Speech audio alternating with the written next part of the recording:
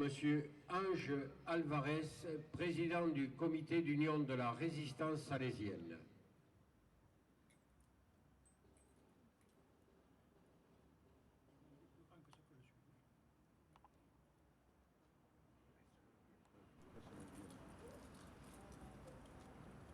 Monsieur le préfet.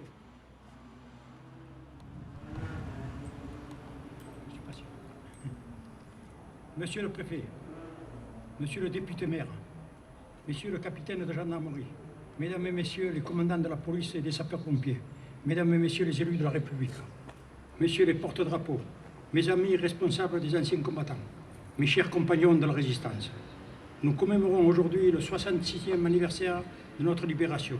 Et pour nous, qui avec l'esprit un peu aventurier et beaucoup d'esprit patriotique, avons répondu présent dès 1940, ce fut l'événement principal de notre vie.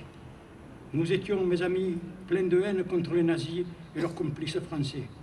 Et d'un coup, nous étions tellement heureux lors de la libération que la joie nous a submergés.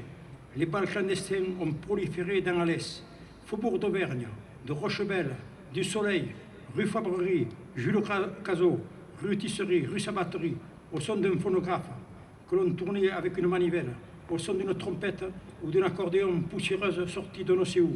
Les jeunes, les filles ou les garçons, membres des filles ou non, dansaient à perdre haleine. Nous étions tous heureux, enfin, nous étions libres. Avions-nous oublié nos morts, les fusillés, les pendus par les nazis et les miliciens de Vichy? Non, naturellement. Mais la joie était la plus forte. Enfin, nos trois couleurs étaient à toutes les fenêtres. Les gens ne se connaissaient pas, mais se saluaient dans la rue et même s'embrassaient.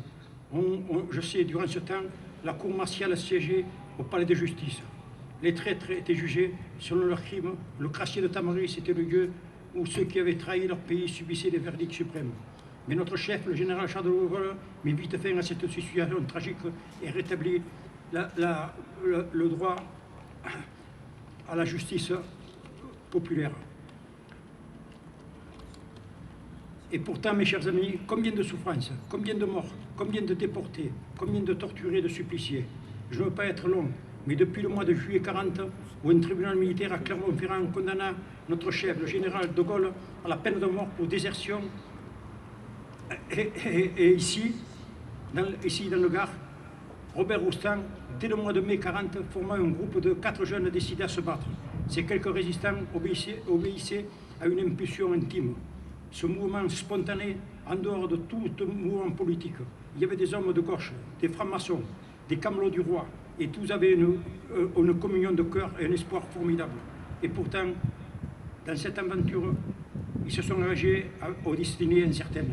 Dès le mois de novembre 40, des syndicalistes, poursuivis par le gouvernement collaborationniste de Vichy, se réunissaient rue Tisserie et constituaient les premières structures de la résistance populaire qui devait devenir quelques mois après les FTP. Cela nous paraissait, nous étions très jeunes, une œuvre inaccessible. Il faut se souvenir, novembre 40, la plupart des anciens combattants de la guerre 14-18 se rassemblaient dans la Légion française de combattants autour du maréchal Pétain. Pour certains bourgeois, c'était enfin l'ordre.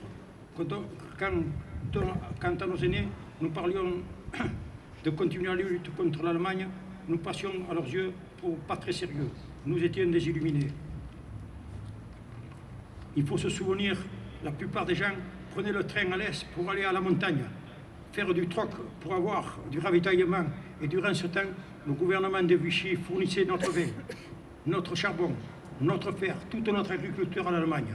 Voilà, mes amis, la situation dès 1941. Le pain, 250 grammes par jour, toutes les marchandises contingentées. Et vous comprendrez que dès 1942, le gouvernement de Vichy a commencé à perdre tous ses appuis.